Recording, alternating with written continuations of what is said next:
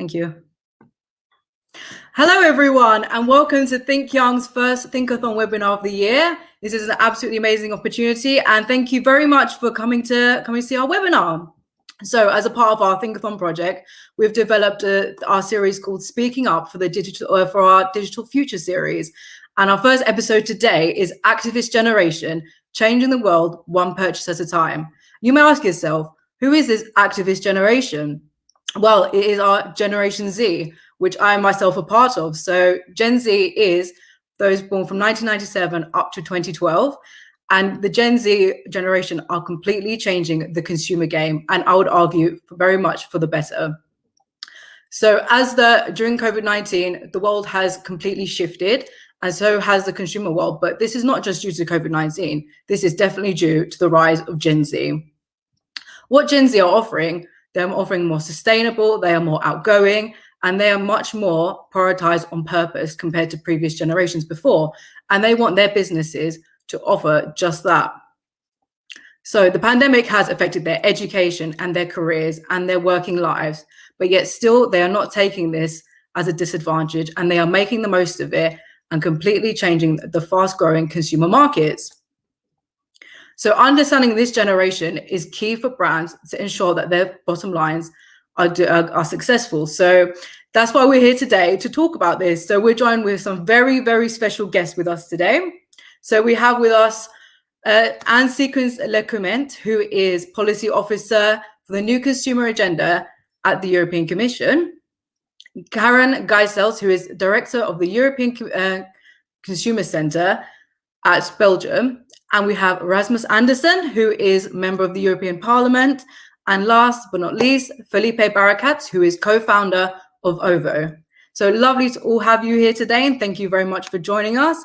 And to everyone watching, thank you for joining. And please do leave your questions on whatever platform you're watching on us at for our lovely experts. So please leave your comments your questions in the comment section, and then our lovely experts a bit later on in the webinar will answer them for you. So let's get going and get to the good part. So today I want to pose the first question to our MEP, Rasmus. So Rasmus, Gen Z are bringing authenticity and they're completely shaking up the marketplace. So they're not only doing that, but they're looking beyond of what the product actually offers, and they're looking at the company behind it. So I want to ask you, so why is this generation completely shifting the consumer game? And what kind of mindset they have compared to previous generations? Rasmus? Well, first of all, thanks for the invitation. Thanks for organizing this event. I would say in a very short answer, because it's necessary. I mean, we are all experiencing different crises right now, and we can see the first impacts, for example, of the climate crisis as one aspect. But we can also see a big social polarization also already before the pandemic, but especially now, where we can see that, I mean, a virus from China can change the whole world, and because we are linked to each other, right? We are maybe living in different parts of the world, and there are many differences also between the different regions, but still at the end we are facing the same challenges. And this means that, first of all, we need to change the world, and we also need to do that in the way we are consuming. And this is why I think that also the topic you choose is very important and a good one to discuss. I think one of the most the big differences between Generation Z, I'm not part of it, so it's always a little bit weird to tell people part of the generation about the generation, but still I think one of the differences maybe to older generations are that we are having a lot of more information right now.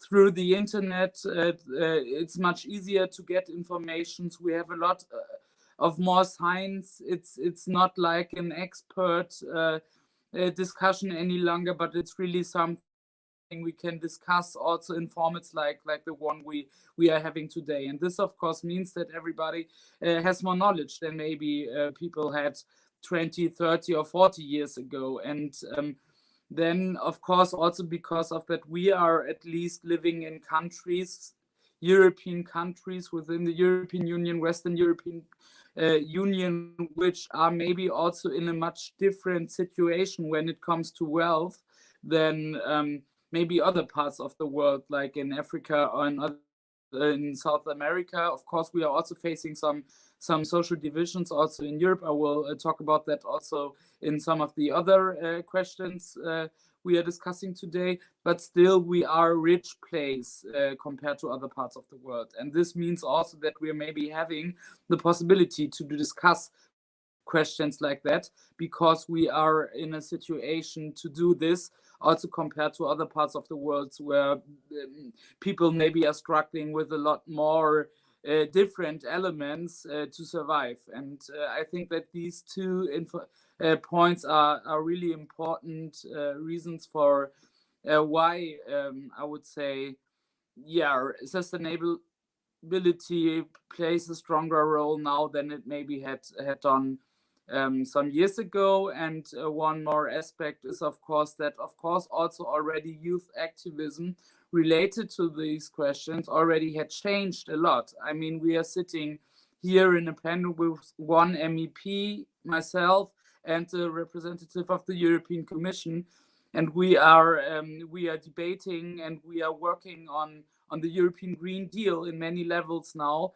And some years ago, nobody would have expected that this would be the top priority for the European Union. And then we can still discuss details, and I'm sure we are doing this also later today. But still, this is also because of the activism of groups like Fridays for Future. They started already to change the world, and this also has a lot of positive impacts and means that young people can do a lot and can change society to the better. Thank you. I agree. We're in a very privileged position here, and then I'm really glad that we can have this conversation today as well. So thank you very much, Rasmus. So I want to pose the next question to Anne. Anne, young people have an innate comfort with technology. I myself was brought up completely with technology, and I know nothing different apart from technology. So technology has had a massive impact on our lives as Gen Z. So frequent innovation has given to us great continuous change in the marketplace, and we're constantly looking for new ideas and new pieces of technology. So realistically, can brands actually keep up with this frequent desire and need for innovation among young people like myself? Thank you, Fred. Well, just mentioning, as Rasmus said, I'm not part of the Gen Z generation, but I do have the privilege to host two members of this generation, my children, who are respectively 17 and 12. And yes, they are digital natives. It's just fantastic, amazing. This is just what they grew up with, as teenagers, I would say. And this is just an actual given.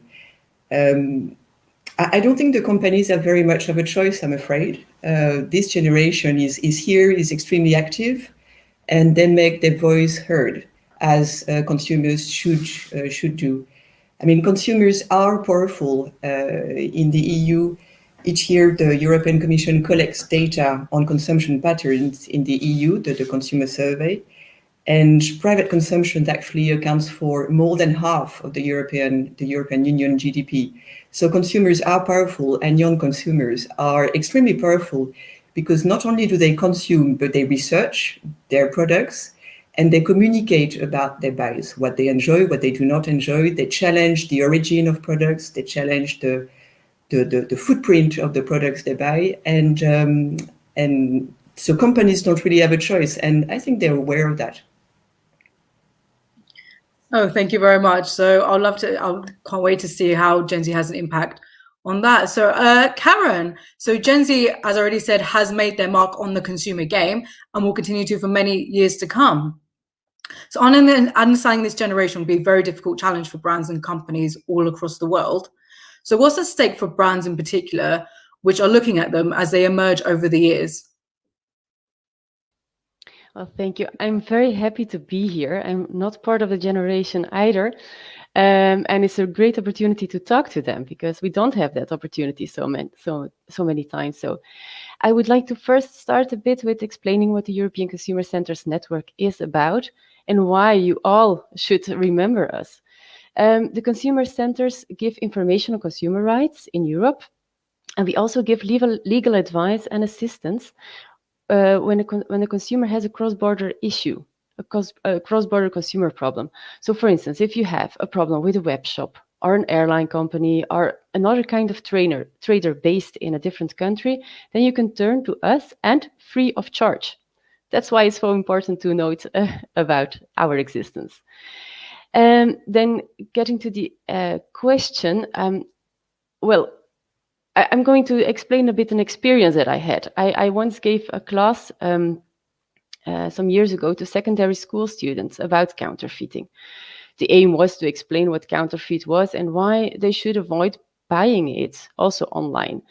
Counterfeit is bad for the environment, it doesn't respect ethics, it's linked to criminal organizations, and counterfeit harms intellectual property rights of brands who invest in their products. And then the reactions and the questions showed me that, in fact, this generation really asks questions about the brands itself. Like, they are not really convinced about the fact that the brands are actually doing it right. And why do they produce in the factory just next door to the counterfeiters? So based on that, I think I would advise to the brands to be a good example for the environment, for the workers, and also to be very transparent about these production processes. No, thank you. I definitely agree with that. As a Gen Z myself, I think we definitely just look beyond it, and we always want a company that's sustainable and has the good purpose and wants to do best for the future. So thank you very much for that answer.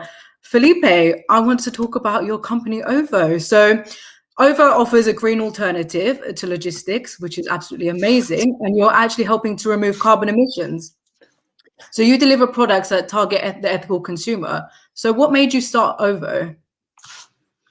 So actually, yeah, the start of OVO was to reconnect the producers and the consumers.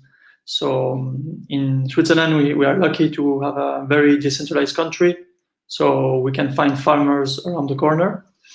And the idea was to give them a tool to connect to the consumer. So people could directly order their veggie bag, their eggs, honey, their homemade bread directly to the one who produced it. And that's linked, I think, to the Gen Z problematic, because I think more and more people are aware that it's important to source the products, to eat locally, to reduce the carbon emission impacts, also to know where the products come from, to lower the food waste, because when you receive a veggie bag directly from the producer, then it's easier to tackle this issue. So yeah, that was let's say the first idea was to reconnect producers and consumers with a logistic solution directly for the producer, and to be able to cut the intermediary man, which is the big retailer. Or yeah. Perfect. I was going to say, I wish we had something like over in the UK as well. That would be very convenient. So if you ever expand, please do come to the UK. I want to ask you a second question as well, Felipe. So how would you define the ethical consumer, and how does your product target especially young ethical consumers as well? Well, I think ethical consumerism is to really take consciousness of what you consume. It comes from somewhere, and is to ask yourself, where does your food comes from? Where does your energy comes from? How do you move around? And why is it that way? Is it possible to change it? So I think the ethics start from asking questions, and then is to trying to see where are the problems and how to solve them. What was your second question? Yeah, sorry, no. So how does your product in particular target young ethical consumers? Well, actually, our service is, let's say, is to help the producer to be able to sell his products. So we are not directly focused on the consumer. We are just an intermediary, but we offer the tool for a farmer to be able to compete with Amazon. I mean, it's not, but let's say it's a little bit this idea, so that the young generation, which is used to technology, to have good service, to be delivered fast, so that they can have the same experience, but with local craftsmen and small players of the market. I think it's great to see companies like OVO bringing fresh produce to the consumer. So thank you very much for developing OVO, and thank you very much for answering our questions. So a recent study from Uni Days actually found that 93% of Gen Z brands have from Gen Z, they actually have they want brands to oblige to stand for environment issues. So they want businesses to stand and make an impact for the environment as well. So many young people are favoring ethical consumerism compared to previous generations, which is absolutely amazing. But how are we going to encourage a smooth transition to a more ethically sustainable economy in particular? So sort of what actions and institutions can, like the EEC, Karen, ensure a successful transition? Over to you, Karen. Well, I think that the European Commission already did a very nice job delivering the Green Deal, and in that sense also influencing other future pieces of legislation and programs like the consumer program, like the internal market program, which has of course an impact on ECCs, because ECC network, the role of ECC net for the future is written in those programs. So also as ECC net, we want to take a role, and we are looking into this at the moment to see how we can play this role ourselves as a network, as employees, as network. And then in a second phase, how to add this sustainable aspect into our information and legal advice to consumers. For instance, tackling how sustainable our consumer rights are. But we are no experts in this. And we have to be clear about that also. So we will need, in any case, a good collaboration with other partners who are experts, like the European Commission, like law professors, and like other organizations, because we have to face it, passenger rights and e-commerce, which are our main topics, they are not very sustainable at the moment. No, I definitely agree. Collaboration, I think, is definitely the way forward. So thank you very much for that. Rasmus, you are a member of the Greens, or known as the EFA, in the European Parliament. So your organization actually aims to protect the environment and create a more healthier future for our planet. So as a young person myself, I make it a priority to help the environment in every possible way that I can, if that means working with young people and sort of making a positive difference in the world for our future. So especially in regards to ethical consumerism, how do you think young people can take the lead in creating a more healthier future? I would say there are a lot of possibilities to do so. And for me, it's key to mention that, of course, consumerism and personal behavior means a lot also for changing the world. And it's always good to look on the production of clothes you would like to buy, not to buy the cheapest clothes, but to look on the quality and so on. So this is really important, of course. On the other side, from a political perspective, and I mean, I'm elected member of the European Parliament, we need to fight for structural change, because we all know that a lot of people are not looking on all those criteria we think are important. So this means we really need to change the structures behind, so that it will be easier to have a sustainable, build sustainable consumerism, right? So this means for me that the most important point is to try to change politics, like Fridays for Futures started related to the climate issue, but there are a lot of other elements. Get involved in NGOs or start a local organization by yourself if you haven't maybe a topic you would like to fight for and there are no organizations taking your issues up, then start an organization. It's easy to do so in these times, and this is really what I think is important. Try to influence political parties. get involved in politics, run for parliament, a local parliament, or even the European Parliament up to the next elections, or start a business like Philippe did and try to change the world in topics you are interested in, by showing that there are other possibilities than the ones we are having and we are getting frustrated over. This is really important, I think, and this is where I also see a lot of opportunities, especially for young people, but it's not just linked to young people. I mean, also if a 50-year-old guy, I don't know, would like to change things, and he maybe gets interested in topics he hasn't thought about before, then feel free to do so. I mean, we need everybody in this fight, and I think there are a lot of good elements. I agree with the speakers arguing in this direction. There are a lot of good elements and proposals, especially in the European Union right now, but still we need to look on the details, and we need to ensure that that this will go in the right direction, and that we not will get backlash in some of the proposals. So this is really a political fight where there are a lot of different interests at stake, and this is where we need a powerful European citizenship, and especially young people, because we know that, I mean, your generation is the one who will have to live with the decisions we are making for a long time. So this is really important to get involved now. Thank you so much, especially with your first point. I think a lot of Gen Z do fall victim to buying cheap stuff online and stuff like that. So thank you very much. That is a great way of making change in the future. And you've inspired me to one day take a political career one day. So thank you very much for those inspiring words. And to all young people out there, please do try your best and join a political party or join whatever organization you can to make the world a better place. So thank you very much, Rasmus, for those lovely words. So moving on, the outbreak of the COVID-19 pandemic has deeply shocked global markets across the world, which you've undoubtedly seen, and the digital sectors have grew immensely from it and have profited very well from it.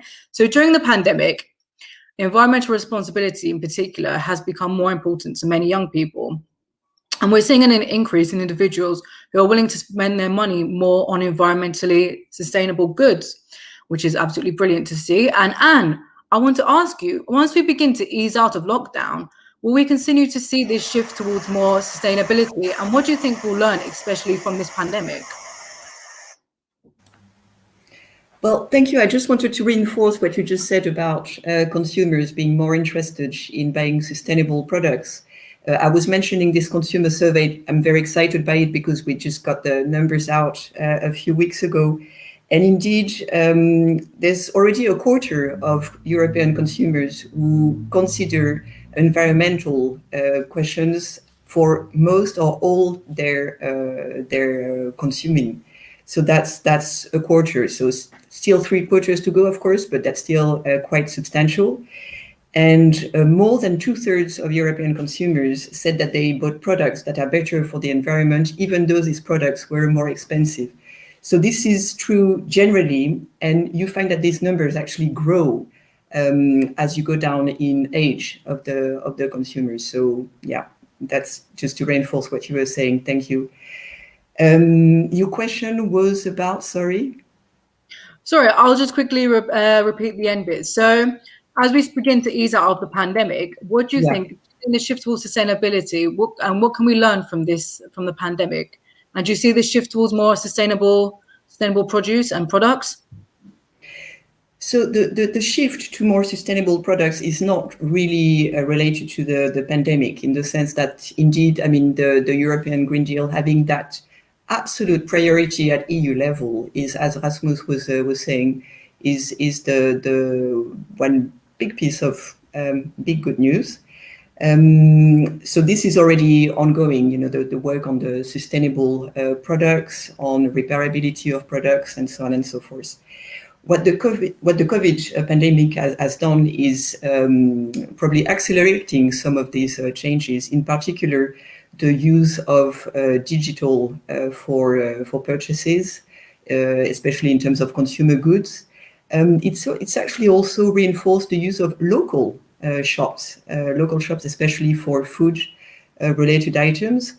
So the tendencies are still appearing for the time being. We are definitely taking stock of them. I mean, the consumer survey is mainly for us to be aware of the trends, the patterns in consumption. And we are also very aware of the financial pressure on many Europeans, especially the younger generation. So we are trying to find a balance between sustainable products and affordable products. That's one of the big tensions we have to deal with. And well, that's just the way it is. We have to deal with it. No, I definitely agree. And I really hope to see a future where we can have low cost products and they're more sustainable products as well. So thank you so much, Anne, for that. Rasmus, I actually want to come back to you. As you mentioned earlier about more unethical practices in businesses and less sustainable products, I actually want to ask you, as you may know, fast fashion is causing a huge environmental and social crisis. And we can see a huge Generation Z loved brands, I will not mention any names, but who maybe practice more unethical business, have more unethical business practices, such as low paid labor. And at some points you have actual cases of child labor as well, which is absolutely horrible. So, but yet their popularity is still very prevalent, especially among young people. And although we are very much more a sustainable generation and a much more activist generation, we do see a lot of us actually falling to this and buying more cheap goods just because of the price and not thinking about the ethical standards behind this. So why do you think so many young people are choosing to sort of ignore these unethical practices and business practices? I mean, it's a bit like a paradox, right? On the one side, we are having a lot of young people engaged in sustainability. It's really a big topic. We have discussed this earlier in our debate. And on the other side, a lot of consumers are still buying clothes, for example, in stores like Primark or other stores. And I think one of the reasons is because of the way we are trained to consume. It always has to be faster and cheaper, and we can see that companies like Primark, or in Germany the online school company Zalando, or for example Amazon, are earning a lot of money, and they are really clever in influencing our consumer behavior. They are using all the possibilities they are having in influencing with advertising, with other issues, and this is of course the dominance and the power they have related to, I don't know, small NGOs, where they are in a much stronger position. And this is basically also one of the reasons why I'm saying it's also important to fight for structural change, so that we can ensure that, for example, the price is not deciding everything, that more sustainable products are not much more expensive than products produced with much less sustainability when it comes to social or also to ecological questions. And the other side is that we, of course, are also facing a social division, as I pointed out earlier. So this means a lot of people also don't have the money to buy, for example, clothes which are more sustainable. And maybe also many people still doesn't have the time. There are more and more. I fully agree with all of your arguments mentioned earlier, but still there are also a lot of people in our societies really fighting for having a good life and for having enough money for to buy essential things for their lives and for their children. And of course, this also means that companies like I don't know, Amazon or Primark are benefiting a lot and are earning more and more money. And this is really something we also need to address and to look on with structural measures, I guess. No, I agree, because I think as a Gen Z myself, I often find myself buying fast fashion that's cheap just because of the convenience and simply because of the money. So I really look forward to a future where more sustainable products are more widely available and they're more cheaper as well. So thank you very much, Rasmus. Just to go back to the topic of online shopping. So Karen, online shopping is quite quick and easy. I can simply sit in front of my laptop today, and it'll take me 5 minutes to order some clothes and it will come right to my door in the space of 2 days. But it's often at the expense of the environment. So if I was to order something in, it's often the times that it's a very small product and I've got a huge cardboard box in return. So I've got a huge plastic packaging that I'll have to dispose of in the process. And there's a lot of waste coming just from e-commerce. And as the popularity continues to grow, especially with lockdown and the convenience of it all, how are we simply going to keep up with this? And how is this going to affect the environment as a whole? So how come at the same time, how can we ensure that companies who are producing e-commerce can really sustain, be successful and improve their bottom line while also being environmentally stable and environmentally impactful? So Karen, what is your opinion on this? Thank you for the question. A really interesting one, a very broad one, because there will be so many answers, but I'll tackle it from our perspective as ECC, and I will focus on the consumer rights we have. So the first right we have in e-commerce is the right of withdrawal. 14 days, we can have a reflection on if we want a product or we don't want a product. But the legislation doesn't really foresee how in practice this should be done. And we can see that companies offer a free right of withdrawal as a commercial practice. And this means that consumers have the illusion that the shipments don't have a financial or ecological impact. So they buy maybe like 4 of the same t-shirts in different sizes and then send all the rest back. Or even they might use the clothes to a party and then send them back all smelly. On the other hand, there's also the sustainable impact of these returned packages, because companies claim that consumers misuse their right of withdrawal, so that the product is not suitable for reuse and needs to be destroyed. There are some interesting documentaries on this, for if you are interested. So to tackle this, we would call to the consumers and not to abuse their right of withdrawal. It's a fundamental right, because you cannot see and feel the good as in a shop. So it's fundamental, but don't misuse it and use it in a sustainable way. And of course, before hitting the buy now button, maybe also have a reflection on what you should buy.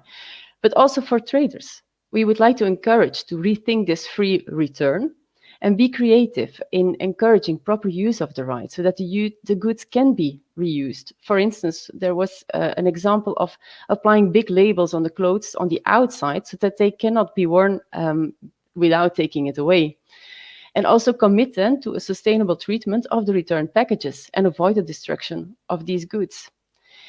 Another important right is the right to repair. In the guarantee law, the EU guarantee law, a consumer has the choice between exchange, repair, and reimbursement. And of course, mostly consumer wants to have a new product. But in some cases, and for some types of products, repairing could be privileged to replacement. But this is only possible if the products are produced for repair and if the spare parts are available for instance, independent repairers or for the consumers itself if they are handy. So then the repairs would be cheaper and more privileged. And then a third right, which is very important, is of course the right of delivery. So according to EU legislation, a consumer is entitled to receive the good within 30 days. But companies in practice, they offer an express delivery even within 24 hours. But without a choice to the consumer, it might be very beneficial for a consumer. Sometimes you need the products very fast, but the choice is never requested. it is offered anyhow, and it has a big impact. So we would like to recommend to companies to give also, to be creative and give environmental friendly alternatives at the choice of the consumer. No, thank you very much. I'll definitely be going through Netflix a bit later, looking for those documentaries as well. So no, I want to shift the topic to a bit more about the EU and what the EU are currently doing with the ethical consumerism. So actually, before that, I want to ask Felipe a question. So Felipe, as a young entrepreneur, you are a key member to making a more sustainable future. You are the future of the marketplace. So with the rise of ethical consumerism, alongside this absolute big boost of e-commerce during the pandemic, what path do you see ethical consumerism actually taking in the future? What I would like to see, or what I see it coming, because I think it's a bit different, but what I would like to see maybe is that people also start to consume less. I think that's the first thing. So the best way to have ethical consumerism, I think, is start consuming less. Not different or not. It's just to see what you need and consume what you need. And I think more and more people are getting aware of that. And that's it's a good link to what Karen was saying with repairing and having the ability to, when you buy a clothing, you can go to the same shop and have it repaired if the zip is not working, not that you have to throw it out and just buy another one. And it seems that this would lower, let's say, consumption and economic growth, but I think it would also create a lot of opportunity in other kind of jobs, as repairing or spare parts, or so I think I would like to see going in this direction. And then for the things that you have to consume, I think it's important that people can have a good visibility on the supply chain and how it's done. And I think for that, it needs to be done locally. And I think that one big challenge now with the world of technology is all the information that people can get. And it's hard to know what information is correct. If you have a good marketing, you can just look like a perfect company. And you don't, and people, they kind of feel that they are, I don't know how to say that in English, that they don't know what to believe, let's say. And that also is not a help for companies who try to do a good thing, and then people are not sure if it's right or not. So I think that's really a big challenge. And one of the solutions, I think, is to be able to have more local production, so people can just go directly see with their own eyes and meet the people and have social interaction. So that's a bit my insights. Thank you. I think that's what's great about Gen Z as well, because we very much want to look beyond the product and not just sort of this facade that the marketing world is putting on us. So it's great to hear that. I want to ask you the other side of that question, actually. So do you think that the ethical consumerism will actually take this path from your suggestions, or do you think it will go a completely different way? Actually, I'm just after the Gen Z. I'm not a Gen Z, I must say. But I have some cousins and some family that are in this generation. I'm afraid that there are a lot with the telephone and just scrolling down on the cats jumping out. So, I don't know. I'm interested to see how it's going to come. But I think technology has really big challenges and also a lot of opportunities. So let's see. I cannot tell. I think it's best that we all keep optimistic and hope for the best for the future there. Rasmus, I want to come back to you. So with the rise of these ethical brands that are making a positive step towards a more sustainable future, would really be the best plan of action to ensure that all products, to ensure that instead all products are ethically to consume. So instead of thinking on the way of we are looking for these, let's look at these particular businesses that are more ethical. Should we just instead show that every product is ethical? Regulation is actually a huge gap in the conversation. I don't see it often talked about. And arguably, for advocating for policy initiatives is the best way forward in this sense. Rasmus, do you agree with this? And what is your opinion on this? And how can the EU in particular help push this forward? Yes, I mean, there are a lot of proposals on our table in the European Parliament, in the Commission. I'm sure there are still more proposals you are planning to comment. Of course, we are discussing or debating them a lot right now. Some of them you already mentioned. So I don't want to repeat, like the question on the right to repair and elements like that, where we know that we need some strong regulation, and big tech companies are lobbying against right now. So this would really be some key fights to take, where at least the European Parliament, but also the European Commission, I think, have been very clear about the in which way we want to go. And now it's also up to the political negotiations with some of the member states, maybe more skeptical, maybe more supporting industrial positions from the different member states. I'm a German MEP, so I know a lot about how influencing the German industry, for example, is. But it's the same with other countries. And then there are some elements, I think, where we really need some strong regulation and some strong laws, like, for example, also related to the supply chain, where I think the Commission had come up with a very good proposal.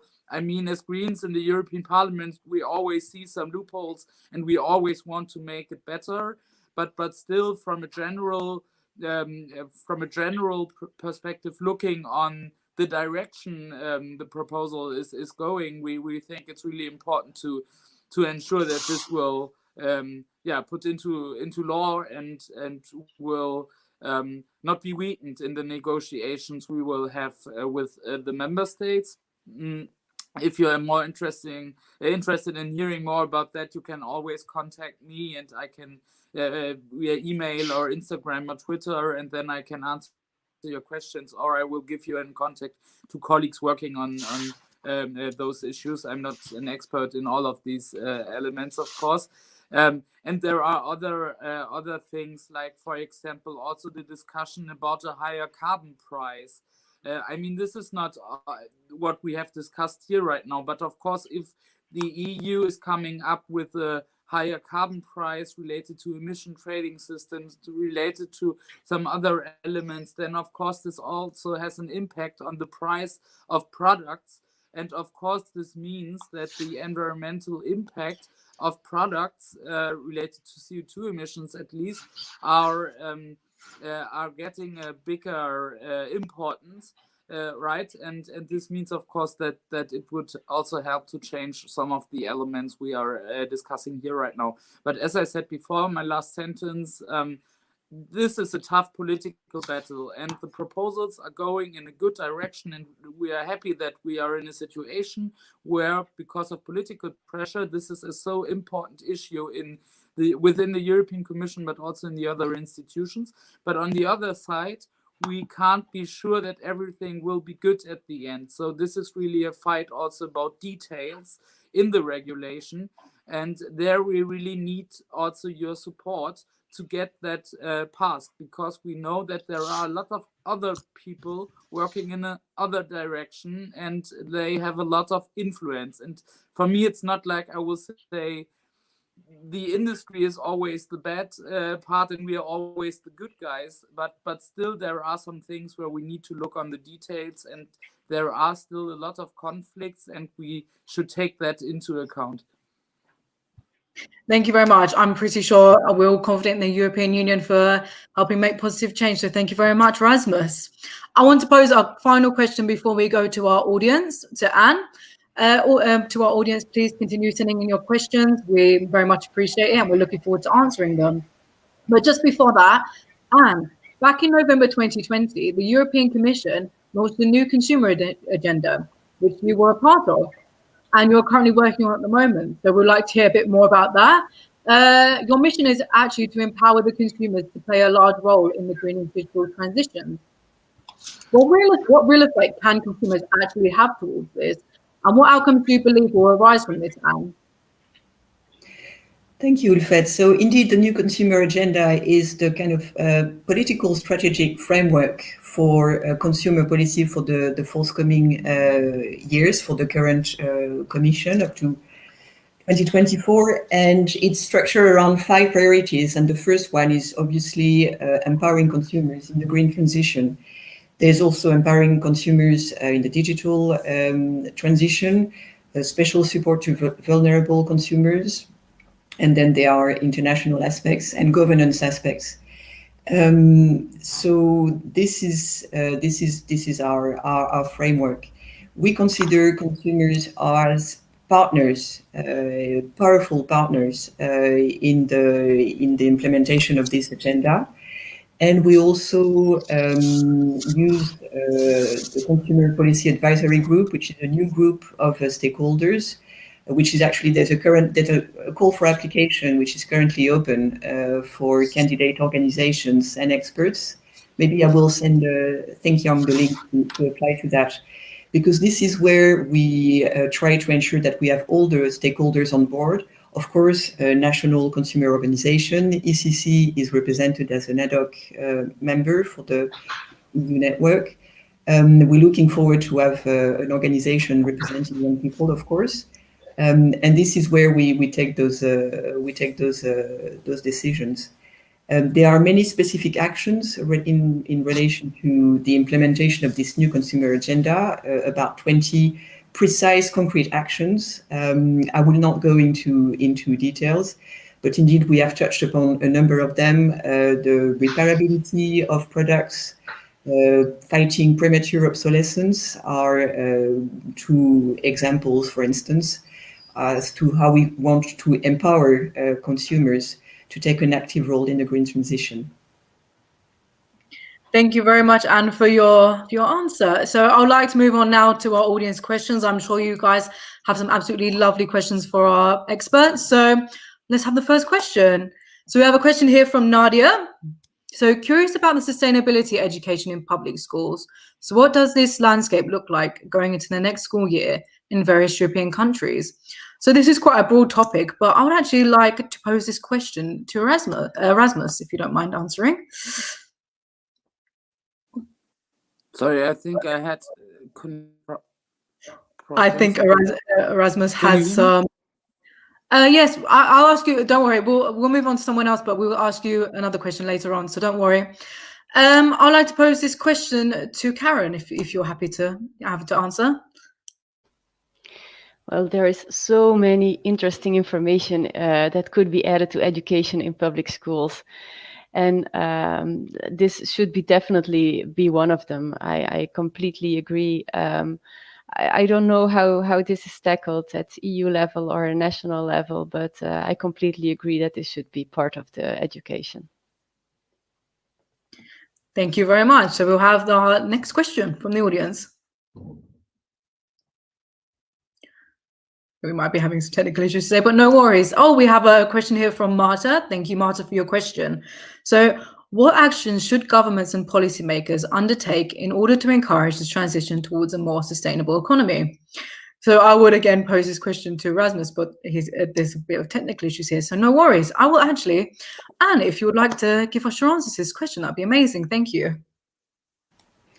Sure. So as mentioned before, we basically act on different levels. The first one is the product, sustainability of the product element. So this is something which is actually fairly established now, well before the European Green Deal became a priority, is the consideration of the full life cycle of a product from production to disposal, including waste. So this is actually one of the specificities of the European way of tracking the sustainability of products, this full life cycle assessment. You have the eco-design directives ensuring that a product can be repairable, can be reused, can be recycled. That's another strong element. So there's everything around the sustainability of products. And here Rasmus mentioned the proposal currently, which will come out quite soon, for sustainable products initiative. So which will go another steps further. The other element is to fight the green claims, unfounded green claims. So ensuring that when consumers get an information that a product is sustainable, that this information is actually in line with reality. It's not just a fad. So that's another strong element we are involved on. The other element is actually a little bit linked to the previous question, sustainable consumption. How do we include this in the education curriculum? So this is also something we're looking at here. National consumer organizations are very much our partners.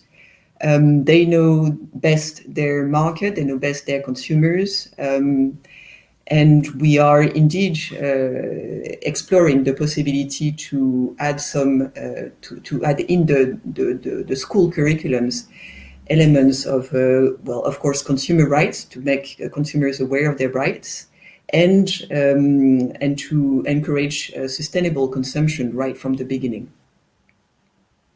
Thank you very much, Anne. I see we're still having a bit of technical issues here, but no worries.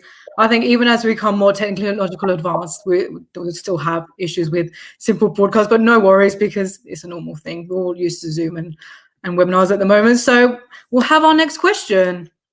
And we have a question here from Zlatomir, who is saying, as a customer who was previously unaware of some of the issues discussed today, what is the best way of going forward to ensure my personal choices make a change?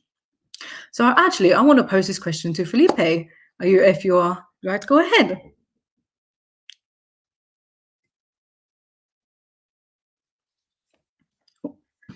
Felipe? So yeah, the question is on how to get let's say reliable information. Well, I think first is to be focused on since you wake up until you get asleep, what interaction you have with consumption. So when you wake up in the morning, you take a shower. Well, you need some energy to heat the water. How is the energy produced? You eat your breakfast. So where does the cereals come from? Then you take the bicycle or the tram or the car to go to your job, and then make a link to the society problems we are having, like climate change and all those kind of issue. I think we are lucky nowadays to have to be able to have good documentaries made by independent people who are able to also open your mind. I mean, everyone can have access to very crazy good information. So well, I can send you some documentaries, but I think there's a lot of information on internet. Just it's important to see who are the people who make these documentaries, how this information is funded. So I think it's a personal path, and maybe there's no one way to find out what's the best. But yeah, that's a bit my answer. Couldn't agree more. I think it's definitely given us something to think about as well. I just want to quickly see, Rasmus, can you see if we can hear you there? Yes, I have no problems any longer. So if you can hear me, everything is fine. Brilliant. Well, I wanted to add something to the question before, actually, because I think besides of the different proposals we already talked about, I think it's also, and especially the supply chain issue, I think this is really something where we will have a new dynamic to ensure that the supply chains are more sustainable, and that companies also will face a higher responsibility than they are doing now. We are having the proposal from the European Commission, but we are also seeing some developments in some of the member states, like for example in Germany, with a lot with a much better proposal on the European side than on the German side. But still, I wanted to say that this is an important topic where I think if you're interested in those developments, you will find a lot of informations in the internet about it. And the other thing, maybe also a bit related to that, is that I think we need to rediscuss the way we are doing trade agreements and trade policy. And this is quite controversial, let's put it like that, because we still can see a lot also of big trade agreements not facing some of the sustainability questions we had discussed in the past hour. But if we're taking things serious and if we want to have real change, then we need to look on the way we are trading with other parts of the world. I mean, one of the biggest discussions is the trade agreement with the Mercosur agreement with the Mercosur countries, basically, or especially Brazil, where we can see a lot of problems related to the Amazon forest. But there are more issues like that in all of the trade agreements. We are also discussing the China Invest agreement right now. There are some other problems there. And of course there also had been some changes this week, but it's still in the debate. And this is really something where I would like to say, if you're interested in following this also from a political perspective, maybe an NGO or I don't know, in a different way, then look on the trade debates we are facing also in the European Parliament. This is really important. Thank you very much, Rasmus, and it's great to even see a screenshot of you there. So thank you very much for that. And thank you so much for our audience for our questions. They're absolutely amazing, and I hope our experts enjoyed answering them as well. So just to finalize, I want to ask our speakers, I'm going to put them on the spot, hopefully you don't mind. I want to give you at least 30 seconds to a minute to answer the following question.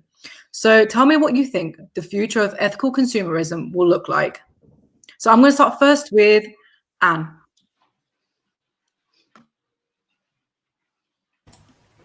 Thank you. Well, I'm going to, I think I agree a lot with Felipe. Ethical consumption is a lot about asking yourself the question, do I need this? Why do I need it for? Can I change the way I move? So this type of personal questions. The other element is indeed it should be much easier than it is today to actually buy sustainably, easily, and for a reasonable price. So yeah, in a nutshell, that's what I would say. Thank you very much. I'm going to move on to Karen. Karen. I was thinking of the chicken and the egg principle, we say that in Dutch, between the businesses and the consumers, because they look at each other all the time. And I think business should not always look at the consumers and wait until they are changing their behavior and request for more sustainable products. Producers should just make sustainable products, sustainable production processes, and provide clear, transparent, and comparable information about it. And on the other hand, as ECCNet, I'm also wondering what kind of questions we might receive from consumers in the future about this topic, and how and where we can help on this. Perfect. Thank you very much. Felipe. So I totally agree with what has been said. So just to have a little add-on, I think it's important to change the way we think about mutualizing and sharing objects that we consume. For example, a car sharing, that's a typical example. Like, for example, I'm wondering if the future is changing from fuel car to a Tesla. I'm not sure if there's a solution that each one has its own electrical car, which demands such a big amount of resources, etc. So I think it's also important to change the way we think about the objects that we need. Thank you. And last but not least, Rasmus. First of all, I would like to say that I'm quite optimistic, and I think there will be a lot of changes. And I think that those questions will be at the core of political activities in Brussels, but also in the member states. And I think also when you're looking on the climate debate we are facing in many of the countries, when you're seeing also how, for example, decisions from constitutional courts related to sustainability are going right now, then we can see a lot of changes. And this means that it's good to be at the forefront of those discussions, and you are. And this is really important.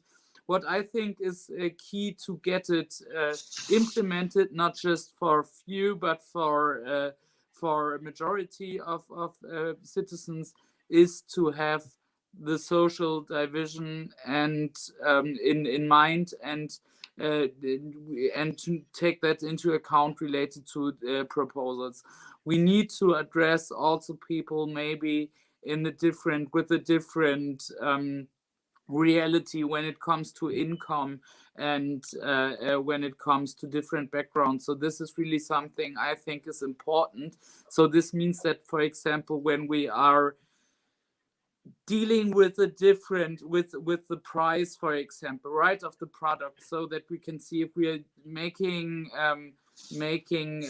unsustainable products more expensive, like I think we need to do, then we need to give a social balance in a way also to people, so that they are having the possibility also to consume not just like they want, but also more sustainable. And this is really something where I think we need to discuss that more, and we need to have that much more in mind, especially at European level, where we are not really discussing it in this way. And this is really key to ensure that we are ending up with a system that works for all and not just for some few people. But I'm optimistic that we are going in the right direction, and I want to say thank you also to the other panelists. I think this was really an interesting discussion, and I would like to continue.